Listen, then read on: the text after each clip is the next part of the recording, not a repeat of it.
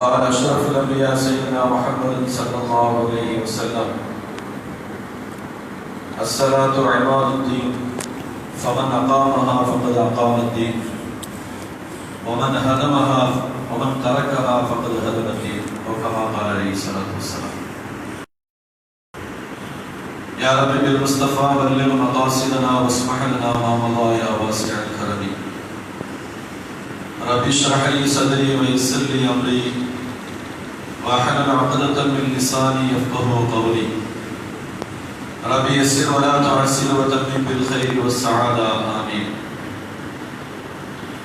அளவற்ற அருளாளனும் நிகழ்த்த நிறைந்த அன்புடையவனுமாகிய ஏக வல்லவன் அல்லாஹ்வின் திருப்பெயர் போற்றி அவனுடைய சாந்தியும் சமாதானமும் என்கிறான் முஹம்மது முஸ்தபா ரசூல் அக்ரம் ஸல்லல்லாஹு அலைஹி வஸல்லம் அவர்கள் மீதும் அவர்களை பின்பற்றி வாழ்ந்த சத்தியம் காத்த சஹாபாக்கள், தாபிஈன்கள், தபஅ தாபிஈன்கள், நாதாக்கள், நல்லவர்கள், குறிப்பாக இங்கே அமர்ந்திருக்கக்கூடிய நம் அத்தனை பேரின் மீதும் நிறைவாக நிலவட்டுமாக.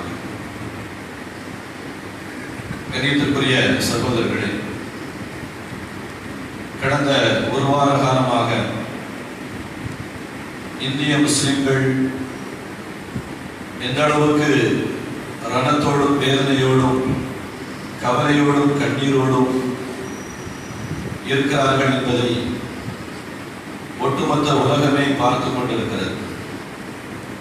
முஸ்லிம்களுடைய இந்த வேதனைக்கு, இந்த ரணத்திற்கு அமைதி என்றும் பெருந்தன்மை என்றும் அரசியல்வாதிகளால், மீடியாக்களால் பெயர் வைக்கப்பட்ட ஒரு வினோதத்தையும் இந்த ஒரு வார காலமாக நாம் பார்த்து கொண்டு வருகிறோம். கண்ணியத்திற்குரிய சகோதரர்களே, இஸ்லாமியர்களுக்கு, முஸ்லிம்களுக்கு இந்த வேதனை எதனால் ஏற்படுகிறது? ஏன் இவ்வளவு பெரிய கவலையும் ஒரு அச்சமும் ஏற்படுவதற்கு என்ன காரணம் என்று சொன்னால், இந்த மண்ணை அங்குலம் அங்குலமாக நேசித்தவர்கள் இஸ்லாமியர்கள், முஸ்லிம்கள். நாடு பிரிவினையை சந்திக்கின்ற பொழுது முஸ்லிம்களுக்கு ஒரு வாய்ப்பு இருந்தது.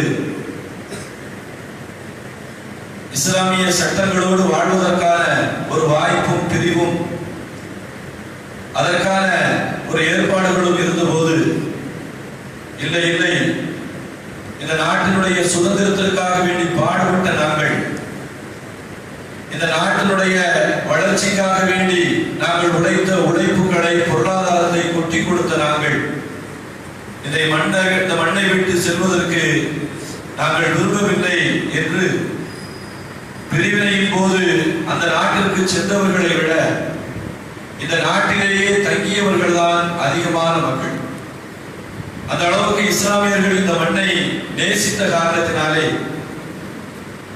இவ்வளவு தியாகங்களும், இவ்வளவு கஷ்டங்களையும் கண்ணீர்களையும் கொடுத்து பெற்ற இந்த சுதந்திரம், உழைப்பையும் பொருளாதாரத்தையும் கொட்டி கொடுத்து வாங்கப்பட்ட இந்த சுதந்திரம், உதிரங்களையும் உயிர்களையும் கொடுத்து வாங்கப்பட்ட இந்த சுதந்திரம், இந்த நாட்டிலே நமக்கான ஒரு அநீதி இழைக்கப்படுகின்ற பொழுது உண்மையிலேயே அந்த அப்படிப்பட்ட ஒரு வேதனை என்பது இஸ்லாமிய சமூகத்தை முற்றிலுமாக ஆக்கிரமித்திருக்கிறது என்பதைத்தான் நாம் பார்க்கிறோம்.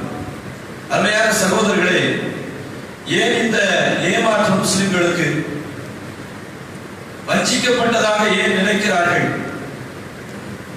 ஏன் இவ்வளவு பெரிய ஒரு வேதனை இருப்பதாக நினைக்கிறார்கள் என்று சொன்னால், முஸ்லிம்கள் எப்பொழுதுமே சட்டத்தின்படியும், தர்மத்தின்படியும், நியாயத்தின்படியும் உலகம் இயங்க வேண்டும் என்று இயல்பாக நம்பக்கூடியவர்கள். எந்த மனிதர்களாக இருந்தாலும் அது சட்டப்படி நடக்க வேண்டும், தர்மத்தின் அடிப்படையில் நடக்க வேண்டும், நியாயத்தின் அடிப்படையில் நடக்க வேண்டும். அது முஸ்லிம்கள் என்பது மாத்திரமல்ல, ஒட்டுமொத்த உலகமே அப்படித்தான் இயங்க வேண்டும் என்று அறிவுறுத்தப்பட்டவர்கள் தான். அதனாலே இந்த சட்டத்தை மீறிய, தர்மத்தை மீறிய ஒரு நிகழ்வுகள் நடக்கின்ற பொழுது அது உலகத்திலே முஸ்லிம்களுக்கு மாத்திரமல்ல, உலகத்திலே எந்த பாகத்திலே அது நடந்தாலும் கூட முஸ்லிம்கள் இயல்பாக அதற்காக வேண்டி கவலைப்படக்கூடியவர்களாக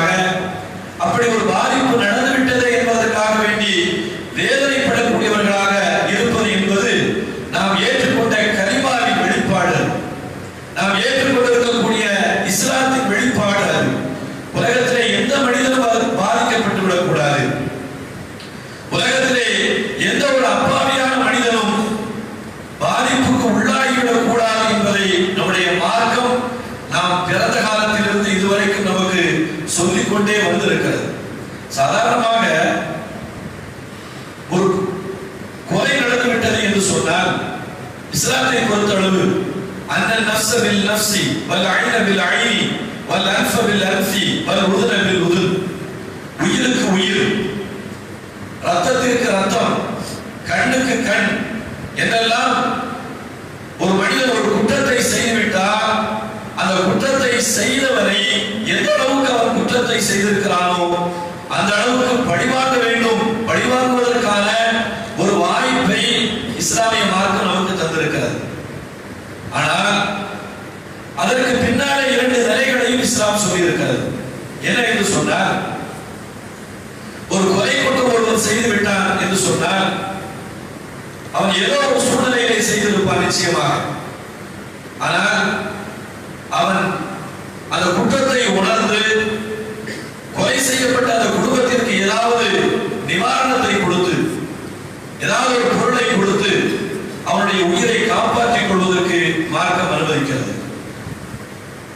3வது நிலை என்ன என்று சொன்னால், பொருளாதாரத்தை நஷ்டஈடை வாங்குவதை எல்லாம் விட்டுவிட்டு அவன் ஏதோ ஒரு ஆத்திரத்திலே செய்து விட்டான், ஒரு அறியாமையிலே செய்து விட்டான், புரியாமல் செய்து விட்டான் என்று பெருந்தன்மையோடு அவனை மன்னித்து விடுவது இருக்கிறதே மார்க்கம் சொல்லக்கூடிய 3வது வழி.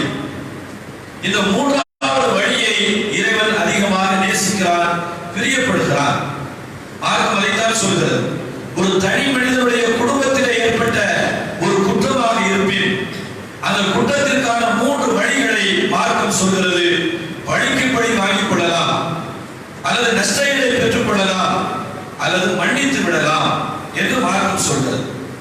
ஆனால் இதை யார் சொல்வது, யார் சொல்கிறார் என்று சொன்னால், எல்லா விதமான ஆட்சி அதிகாரமும் இந்த உலகத்தை படைத்த ரப்புல் ஆலமீன் இந்த குற்றத்திற்கான தண்டனையை தான் கொடுப்பேன் என்று சொல்லவில்லை. இந்த குற்றத்திற்கான தண்டனையை யார் கொடுக்க வேண்டும், இந்த 3 நிலைகளில் எதை எடுக்க வேண்டும் என்பதை ரப்புல் ஆலமீன் யாருடைய அதிகாரத்திலே விட்டிருக்கிறார் என்று சொன்னால், யார் பாதிக்கப்பட்டிருக்கிறானோ அவருடைய அதிகாரத்திலே ரப்புல் ஆலமீன் விட்டிருக்கிறார். பழிவாங்குவதாக இருந்தால் அது உன் இஷ்டம், நஷ்டஈடு வாங்குவதாக இருந்தால் அது உன்னுடைய இஷ்டம், மன்னித்து விடுவதாக இருந்தாலும் அது உன்னுடைய இஷ்டம். ஏனென்றால் பாதிக்கப்பட்டவருடைய அந்த வழியிலே விளையாட்டு நடத்தக்கூடாது என்பது நம்மை படைத்த ரப்புக்கு தெரியும். பாதிக்கப்பட்டவருடைய அந்த குமரலும் அவனுடைய வேதனையும் எந்த விதமான தீர்வோ அதற்கான வழியை ஏற்படுத்தி விடாது என்பது நம்மை படைத்த ரப்புல் ஆலமீனுக்கு தெரியும். சர்வ அதிகாரம் படைத்த ரப்புல் ஆலமீன் எந்த தண்டனை கொடுப்பதற்கும் அவனுக்கு உரிமை இருந்தும் கூட அல்லாஹ் தஆலா அப்படிப்பட்ட குற்றம் நடக்கின்ற பொழுது பாதிக்கப்பட்டவருடைய கையிலே அந்த உரிமையை கொடுத்திருக்கிறார் என்பதை பார்க்கிறோம். நினைத்திற்குரிய அருமையான சகோதரர்களே, அதனாலே இஸ்லாத்தை பொறுத்தளவு எந்த சூழ்நிலைகளாக இருந்தாலும் சட்டத்தின் அடிப்படையிலையும் தர்மத்தின் அடிப்படையிலையும் உலகம் இயங்க வேண்டும் என்பதைத்தான் இஸ்லாம் தோன்றிய காலத்திலிருந்து இன்று வரைக்கும் அதை சொல்லிக் கொண்டிருக்கிறது. அருமையான சகோதரர்களே, உலகத்திலே தீர்ப்பை யார் வேண்டுமானாலும் சொல்லிவிடலாம். ஆனால் தீர்வை சொல்லிவிட முடியுமா என்று சொன்னால் உலகத்திலே யாரும் தீர்வை சொல்லிவிட முடியாது. தீர்ப்பை சொல்லலாம், இப்படி இப்படி நடந்துக்கோ அப்படின்னு சொல்லி 2 நபர்களுடைய வாத பிரதிவாதங்களை கேட்டுவிட்டு இப்படி நடக்க வேண்டும் என்று அவர்களுடைய அறிவுக்குப்பட்டதை சொல்லிவிடலாம். தீர்வை சொல்வதுதான் உண்மையான அமைதி, உண்மையான பெருந்தன்மை, உண்மையான சௌஜன்யம். எல்லா இடங்களிலேயும் அது வீடாக இருந்தாலும் நாடாக இருந்தாலும் தீர்ப்புகள் நாட்டையோ வீட்டையோ அமைதிப்படுத்தி விடாது. தீர்வு மாத்திரம்தான் நாட்டையும் வீட்டையும் அமைதிப்படுத்தும் என்பதை உலகத்தினுடைய பல்வேறு நிகழ்வுகளிலே வரலாறுகள் நமக்கு சான்று சொல்லிக் கொண்டிருக்கிறது என்பதை நாம் பார்க்கிறோம். இணைத்திற்குரிய அருமையான சகோதரர்கள், பொதுவாகவே இடிக்கும் போது கவலைப்பட்டவர்கள், இடிக்கும் போது கண்ணீர் வடித்தவர்கள், அதற்காக வேண்டி பொங்கி எழுந்தவர்கள், இடத்தையே இழக்க வேண்டிய ஒரு சூழ்நிலை இஸ்லாமிய சமூகத்திற்கு தீர்ப்பாக சொல்லப்படுகின்ற பொழுது அமைதி காத்தார்கள் என்று சொன்னால் அந்த கொந்தளிப்புக்கும் இந்த அமைதிக்கும் என்ன தொடர்பு இருக்கிறது, எது உண்மை எது பொய் என்பது இஸ்லாமிய சமூகத்திற்கு இன்னும் விளங்கவில்லை. இடிக்கின்ற பொழுது எல்லா கட்சிகளும் கொந்தளித்தார்கள், எல்லோரும் கடுமையான எதிர்ப்பை தெரிவித்தார்கள். ஆனால் எதற்காக வேண்டி 26 ஆண்டு காலமாக இஸ்லாமிய சமூகம் போராடி கொண்டிருந்ததோ அந்த இடத்தை இழக்கின்ற பொழுது எல்லா கட்சிகளும் எல்லா இயக்கங்களும் எல்லா மீடியாக்களும் அதிகார வர்க்கத்திலிருந்து சாமானியர்கள் வரைக்கும் அமைதி காக்கிறார்கள் என்று சொன்னால் நமக்கு இப்பொழுதுதான் ஐயப்பாடு எழுகிறது. எது உண்மை எது பொய் என்பது தெரியவில்லையே, யாரை நம்புவது யாரை விட்டு விடுவது விலகி விடுவது என்று தெரியவில்லை. தெரியாத ஒரு சூழ்நிலையிலே இந்த சமூகம் இருந்து கொண்டிருக்கிறது. நிறைய சகோதரர்கள் எப்படி இருக்கிறது என்று சொன்னால், தமிழகத்துடைய முதலமைச்சர் ஒரு தடவை ஜெயிலுக்கு போக வேண்டிய சூழ்நிலை வந்த பொழுது மாற்று ஏற்பாடாக ஒரு அமைச்சரவை பதவி ஏற்கின்ற பொழுது கடுமையாக அழுதார்கள், கடுமையாக கண்ணீர் வடித்தார்கள், சோகத்தை கொட்டி தீர்த்தார்கள்.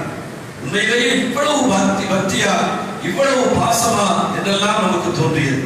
ஆனால் ஜெயிலுக்கு போகின்ற பொழுது அழுத அந்த அமைச்சரவை அந்த மக்கள் இறக்கின்ற பொழுது ஒரு கண்ணீர் விடவில்லை, இறக்கின்ற பொழுது ஒரு கண்ணீர் விடவில்லை, கவலைப்படவில்லை, வேதனைப்படவில்லை.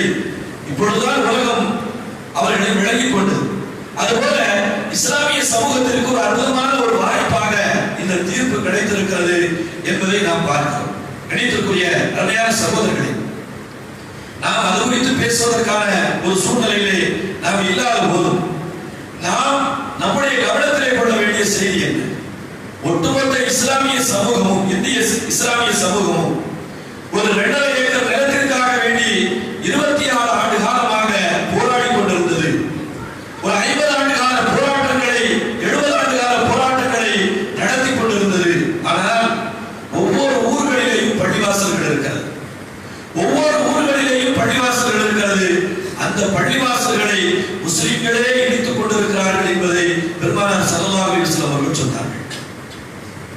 முஸ்லிம்களே அவர்கள் கட்டிய பள்ளிவாசலை அவர்களே இடித்துக் கொண்டிருக்கிறார்கள் என்பதை ஸல்லல்லாஹு அலைஹி வஸல்லம் அவர்கள் சொன்ன அந்த வார்த்தை கொந்தளிப்பில் இருக்கக்கூடிய நமக்கு அது விளங்க மறுக்கிறது.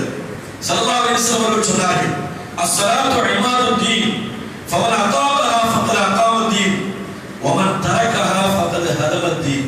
ஸல்லல்லாஹு அலைஹி வஸல்லம் சொன்னார்கள், அஸ்ஸலாத்து இமாதுத்தீன், தொழுகை என்பது நீ கொண்டிருக்கக்கூடிய மார்க்கத்தின் தூண், நீ கொண்டிருக்கக்கூடிய மார்க்கத்தின் கட்டிடம் அது.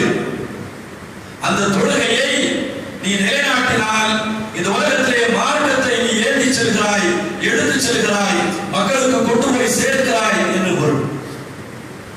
அவன் தரகஹா, தொழுகையை விட்டுவிட்டால் ஸல்லல்லாஹு அலைஹி வஸல்லம் அவர்கள் சொல்கிறார்கள், அந்த இடிப்பை சொல்லவில்லை, முஸ்லிம்கள் இடித்துக் கொண்டிருக்கிறார்களே இந்த இடிப்பை சொல்கிறார்கள். அவன் தரகஹா, எவன் தொழுகையை விட்டு விட்டானோ அவன் தொழுகையை விடவில்லை, அவனுக்கான கடமையை விடவில்லை, இந்த மார்க்கத்தை சின்ன சின்னமாக தகர்த்து கொண்டிருக்கிறான், இந்த இஸ்லாத்தை தகர்க்கிறான், இஸ்லாத்துடைய கட்டடங்களை தகர்க்கிறான், இஸ்லாத்துடைய அடையாள சின்னங்களை தகர்க்கிறான் என்று ஸல்லல்லாஹு அலைஹி வஸல்லம் அவர்கள் சொல்லியிருக்கிறார்கள். கணியத்திற்குரிய சகோதரர்களே, கட்டிடத்தை இடித்தவரின் மீது கடுமையாக கோபம் கொள்ளக்கூடிய இந்த இஸ்லாமிய சமூகம் கட்டிடத்தையும் மார்க்கத்தையும் சேர்ந்து இடித்துக் கொண்டே இருக்கிறது. காலமுழுக்க தொழுகையை விடுவதன் மூலமாக என்று சொன்னால் இந்த சமூகத்தை குறித்து நாம் எப்படி கவலைப்பட வேண்டும், இந்த சமூகம் குறித்து நாம் கொள்ள வேண்டிய செய்தி என்ன, சிந்தனை என்ன என்பதை நாம் யோசித்து பார்க்க வேண்டும். கணியத்திற்குரிய அருமையான சகோதரர்களே, ஸல்லல்லாஹு அலைஹி வஸல்லம் அவருடைய காலத்துல மஸ்ஜித் நபவி கட்டப்பட்டதற்கு பின்னாலே அதை சுற்றி கொஞ்சம் விசாலமான இடங்கள் இருந்தது. அப்படி விசாலமான இடங்கள் இருக்கின்ற பொழுது பனூ சலமா என்கின்ற ஒரு கோத்திரத்தை சார்ந்த ஒரு குடும்பத்தை சார்ந்தவர்கள் ஆசைப்படுகிறார்கள். எதற்கு ஆசைப்படுகிறார்கள் என்றால், பள்ளிவாசலுக்கு பக்கத்திலே காலி மலைகள் இருக்கிறது, நாம் அங்க போய் குடியேறி விட வேண்டும் என்று ஆசைப்படுகிறார்கள். அது அவர்களுடைய திட்டமாக இருக்கிறது. அதை அவர்களுக்குள்ளாலே பேசிக் கொண்டிருக்கின்ற பொழுது முஸ்லிம்களுக்கு இடையிலே அந்த விஷயம் கசிந்து விடுகிறது. ஸல்லல்லாஹு அலைஹி வஸல்லம் அவருடைய காது வரைக்கும் அதை எட்டுகிறது. ஸல்லல்லாஹு அலைஹி வஸல்லம் அவர்கள் எல்லா மக்களையும் அழைத்து வைத்துக் கொண்டு அந்த மக்களிடத்திலே பேசுகிறார்கள். பனு சலமா கூட்டத்தார்களே, யா பனி சலமா, பனு சலமா கூட்டத்தார்களே, நீங்கள் இப்படியெல்லாம் விரும்புகிறீர்களாமே, மஸ்ஜித் நபவியுடைய பக்கத்திலே குடியிருக்க வேண்டும் என்று ஆசைப்படுகிறீர்களாமே, அப்படியா என்று கேட்கின்ற பொழுது, ஆமாம் யா ரசூலுல்லாஹ், அப்படி ஒரு ஆசை எங்களுக்கு இருக்கிறது. தொலைதூரமான இடத்திலிருந்து பள்ளிக்கு வருவது எங்களுக்கு சிரமமாக இருக்கிறது. அதனாலே பள்ளிக்கு பக்கத்திலேயே எங்களுடைய வீடுகள் அமைந்து விட்டால் எங்களுக்கு எல்லா விதமான இபாதத்துகளையும் நிறைவேற்றுவதற்கு வசதியாக வாய்ப்பாக இருக்கும். அதனாலே நாங்கள் அப்படி ஒரு திட்டத்தில் இருக்கிறோம் என்று சொல்லுகின்ற பொழுது இன்று பார்க்கிறோம், ஒரு மனையை போடுவதாக இருந்தால் பள்ளிவாசலை கட்டுவார்கள். ஏனென்றால் அந்த மனை மிக சீக்கிரமாக விற்பனையாகிவிடும், அல்லது நிர்ணயிக்கப்பட்ட விலையை விட அதிகமாக விற்பனை செய்வதற்கு பக்கத்திலே ஒரு பள்ளிவாசலை கட்டிவிட்டால் அமோக விற்பனை ஏற்படும் என்பது நாம் காலகாலமாக பார்த்து வரக்கூடிய ஒரு செய்தி. ஸல்லல்லாஹு அலைஹி வஸல்லம் அவர்கள் அந்த மக்களை அழைத்து சொன்னார்கள், தியாருக்கும் துக்தபு ஆசாருக்கும், நீங்கள் உங்களுடைய வீடுகளை எந்த இடத்திலே இருக்கிறதோ அந்த இடத்திலேயே அமைத்துக் கொள்ளுங்கள். ஸல்லல்லாஹு அலைஹி வஸல்லம் அவர்கள் சொன்னார்கள், மஸ்ஜிதுக்கு பக்கத்திலே பள்ளிவாசலுக்கு பக்கத்திலே வர வேண்டும் என்பதல்ல, உங்களுடைய வீடுகள் எந்தெந்த இடங்களிலே இருக்கிறதோ அந்த இடத்திலேயே உங்களுடைய வீடுகளை அமைத்துக் கொள்ளுங்கள், அங்கே நீங்கள் குடியிருங்கள். சொல்லிவிட்டு சொன்னார்கள், துக்குத்தபு ஆசாருக்கும், நீங்கள் உங்களுடைய வீட்டிலிருந்து பள்ளிவாசலுக்கு வரக்கூடிய ஒவ்வொரு எட்டுக்கும் நன்மை உண்டு. அந்த ஆசார்களுக்கான நன்மைகள் பதிவு செய்யப்படுகிறது. ஸல்லல்லாஹு அலைஹி வஸல்லம் அவர்கள் சொல்லிவிட்டு சொன்னார்கள், ஒரு எட்டு பாவத்தை அழிக்கிறது, இன்னொரு எட்டு உங்களுடைய வாழ்க்கையின் உயரத்தை மேலோங்க செய்கிறது, நன்மையை உயர்த்துகிறது என்று ஸல்லல்லாஹு அலைஹி வஸல்லம் அவர்கள் சொன்னார்கள். நினைத்துக்குரிய அருமையான சகோதரர்களே, ஒரு பள்ளிவாசல் கட்டப்பட்டதற்கு பின்னாலே அதை மக்கள் எப்பொழுது வந்து போகிறார்களோ, எப்பொழுது அதை தொழுகையை கையில் எடுக்கிறார்களோ, அப்பொழுதுதான் அந்த பள்ளிவாசல் உலகம் முழுக்க அடையாளப்படுத்தப்பட்ட பள்ளிவாசலாக, அந்த பள்ளிவாசல் மார்க்கத்தை நிலைநாட்டக்கூடிய ஒரு இடமாக மாறும் என்பதிலே சந்தேகமில்லை. அந்த சஹாபாக்கள் அந்த பள்ளியின் முக்கியத்துவத்தை, அந்த பள்ளி தரக்கூடிய மாற்றங்களை விளங்கி வைத்த காரணத்தினால்தான் பள்ளிவாசலுக்கு பக்கத்திலே வந்து குடியிருக்க வேண்டும் என்று விரும்பினார்கள் என்பதை பார்க்க முடிகிறது. கணித்துக்குரிய அருமையான சகோதரர்களே, பள்ளிவாசல் பாபர் மசூதி என்கிற அந்த பள்ளிவாசல் மாத்திரம்தான் ஒட்டுமொத்த இஸ்லாமியர்களையும் ஒட்டுமொத்த இஸ்லாமியருடைய உணர்வுகளையும் கேட்டுக் கொண்டிருக்கிறது, வேண்டிக் கொண்டிருக்கிறது என்பதல்ல.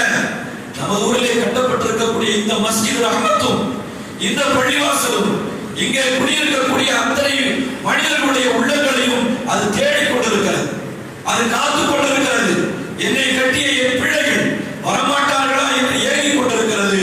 ஆனால் இதனுடைய ஏக்கத்தை தீர்க்க முடியாத நாம், இதனுடைய எண்ணங்களை நிறைவேற்ற முடியாத நாம் எங்கோ இருக்கக்கூடிய ஒரு பள்ளிவாசலுக்காக வேண்டி நாம் கவலைப்படுகிறோம். அது உரிமை, அது அந்த கவலையிலே நியாயம் இருக்கிறது. ஆனால் அதை தாண்டி இந்த பள்ளிவாசலுக்கு நாம் செய்ய வேண்டிய கடமைகள் என்ன, இதை நாம் நிறைவேற்றி இருக்கிறோமா என்பதை யோசித்து பார்க்க வேண்டும். கணியத்திற்குரிய அருமையான சகோதரர்களே, பெருமானார் ஸல்லல்லாஹு அலைஹி வஸல்லம் அவர்கள் பள்ளிவாசலுடைய அந்த மேன்மைகளை குறித்து, அதனுடைய சிறப்புகளை குறித்து பல்வேறு இடங்களிலே நிரம்ப சொல்லியிருக்கிறார்கள். பள்ளிவாசல் என்பது கட்டடம் அல்ல. இன்னைக்கு நமக்கு உபதேசம் செய்கிறார்கள், முஸ்லிம்கள் எந்த இடத்திலே வேண்டுமானாலும் தொழுது கொள்ளலாம், இந்த இடத்திலே தான் தொழ வேண்டும் என்கின்ற அவசியம் அவர்களுக்கு இல்லை என்று ஒரு மரத்தடி பஞ்சாயத்தை போல நமக்கு ஒரு உபதேசம் செய்கிறார்கள். எப்பா உனத்தான் இந்த காலம் தொழுது இல்லாம நீ அங்க போய் தொழுது பையன், இவன் தான் அந்த இடத்துல தொழன்னு கேட்கிறான், இவன் தான் இங்க வணங்கன்னு கேட்கிறான், அவன் இருந்துட்டு போட்டுமே என்று ஒரு மரத்தடி பஞ்சாயத்தை போல ஒரு சூழ்நிலையை நாம் பார்க்கிறோம். முஸ்லிம்களுக்கு அந்த ஆப்ஷன் இருக்கிறது, அந்த வாய்ப்பு இருக்கிறது. ஜுஅலில் அர்து குல்லுஹா தஹாரா, ஸல்லல்லாஹு அலைஹி வஸல்லம் அவர்கள் சொன்னார்கள், உலகத்திலே இருக்கக்கூடிய பூமி அனைத்துமே முஸ்லிம்களை பொறுத்தளவு பள்ளிவாசல்கள். எந்த இடத்திலே வேண்டுமானாலும் நின்று தொழலாம். ஆகாயத்திலே, பூமியிலே மாத்திரமல்ல, ஆகாயத்திலே சென்று கொண்டிருக்கின்ற பொழுது தொழலாம், வானங்களிலே சென்று கொண்டிருக்கின்ற பொழுது தொழலாம். பூமியிலே மாத்திரமல்ல, வலில்லாஹில் மஷ்ரிக் வல் மக்ரிப், மேற்கும் கிழக்கும் தெற்கும் வடக்கும் இறைவனுக்கு சொந்தமானது. நாம் இடத்தையோ அல்லது கட்டிடங்களையோ தொடக்கூடியவர்கள் அல்ல. இஸ்லாமிய வரலாற்றிலே மிக முக்கியமான ஒரு செய்தி இருக்கிறது. பைத்துல் முகத்தஸை நோக்கி ஒரு 17 மாதம் நாம் தொழுதிருக்கிறோம். ஸல்லல்லாஹு அலைஹி வஸல்லம் காலத்துல பைத்துல் முகத்தஸை நோக்கி ஒரு 17 மாதங்கள் இஸ்லாமியர்கள் தொழுதார்கள். அதற்கு பின்னாலே கஅபா முன்னோக்கக்கூடிய இடமாக மாற்றப்பட்டது. முதலிலே கஅபா, அதுக்கப்புறம் பைத்துல் முகத்தஸ், அதுக்கப்புறம் கஅபா. இந்த விஷயத்தை எழுதிவிட்டு தஃசீர்ல சொல்வார்கள். ஏன் அல்லாஹ் தஆலா இப்படி ஒரு காரியத்தை ஆக்கினான் தெரியுமா? அதுல என்ன நுட்பம் இருக்கிறது என்று சொன்னால், இஸ்லாமியர்கள் கட்டடங்களையோ திக்குகளையோ திசைகளையோ நோக்கி தொழக்கூடியவர்கள் அல்ல. அவர்கள் எந்த இடத்தை நோக்கி தொழுதாலும் அவர்கள் தொழுவது இறைவனைத்தான் தொழுகிறார்கள். திசையை நோக்கி தொடவில்லை, கட்டடங்களை நோக்கி தொடவில்லை என்று ரப்பல் ஆலமீன் காட்ட வேண்டும் என்பதற்காக வேண்டித்தான் இப்படி ஒரு மாற்றங்களை ஏற்படுத்தினான் என்பதை அந்த ஆயத்திற்கான விளக்கமாக சொல்வார்கள்.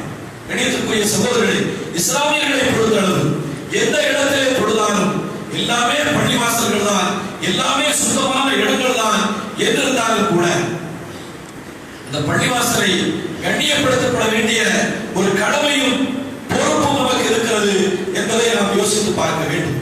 கணியத்திற்குரிய சகோதரர்களே, ஸல்லல்லாஹு அலைஹி வஸல்லம் அவர்கள் ஒரு ஹதீஸில் சொல்வார்கள், மன் ததஹல ஃபீ பைத்திஹி ثم வல்லா, யார் தன்னுடைய வீட்டிலே ஒது செய்துவிட்டு பள்ளிவாசலுக்கு நடந்து வருகிறார்களோ, வீட்டிலே ஒது செய்துவிட்டு பள்ளிவாசலுக்கு நடந்து வருகிறார்களோ, அவருடைய ஒவ்வொரு எட்டுக்கும் நன்மை இருக்கிறது ஸல்லல்லாஹு அலைஹி வஸல்லம் அவர்கள் சொல்கிறார்கள். கண்ணியத்திற்குரிய அருமையான சகோதரர்களே, அதனாலே பள்ளிவாசலை கண்ணியப்படுத்துவது என்பதுதான் நம்முடைய ஈமானுடைய அடிப்படையான விஷயம். கட்டடங்கள் போய்விட்டது என்றோ அல்லது இடங்களை இழந்துவிட்டோம் என்பதோ இஸ்லாமியர்களுடைய உண்மையான வருத்தமாக இருக்க முடியாது. எப்பொழுது கட்டப்பட்டிருக்கக்கூடிய பள்ளிவாசலிலே நம்முடைய கடமைகளை நிறைவேற்றாமல் இருக்கிறோமோ அப்பொழுதுதான் நம்முடைய ஈமான் குறைபாட்டை சந்திக்கிறது, நம்முடைய ஈமான் குறைகளை சந்திக்கிறது. ஸல்லல்லாஹு அலைஹி வஸல்லம் அவர்கள் சொல்கிறார்கள், ஸல்லல்லாஹு அலைஹி வஸல்லம் இன்னொரு ஹதீஸ்ல சொல்வாங்க, இதா ரஐதும் ரஜுலன் பில் மஸாஜித், ஒரு மனிதனை நீங்கள் எங்கே பார்க்கிறீர்கள்? பள்ளிவாசலிலே பார்க்கிறீர்கள். பள்ளிவாசலிலே ஒரு மூமினை நீங்கள் பார்க்கிறீர்கள், பார்த்தால் ஃபஷ்ஹது லஹு பில் ஈமானி, அவர் ஈமான் கொண்டிருக்கிறார், அவர் உண்மையான மூமின் என்பதற்கு மூமின்களே நீங்கள் சாட்சியாக இருங்கள் ஸல்லல்லாஹு அலைஹி வஸல்லம் அவர்கள் சொல்கிறார்கள். ஒரு மூமின் என்பதற்கான மிக முக்கியமான அடையாளம் என்னவென்று சொன்னால், எங்கோ தெருக்களிலே இருந்து ஈமானை வைத்துக் கொண்டு பேசுவதல்ல, எங்கோ தெருக்களிலே இருந்து கொண்டு கொந்தளிப்பது ஈமானுடைய அடையாளம் அல்ல.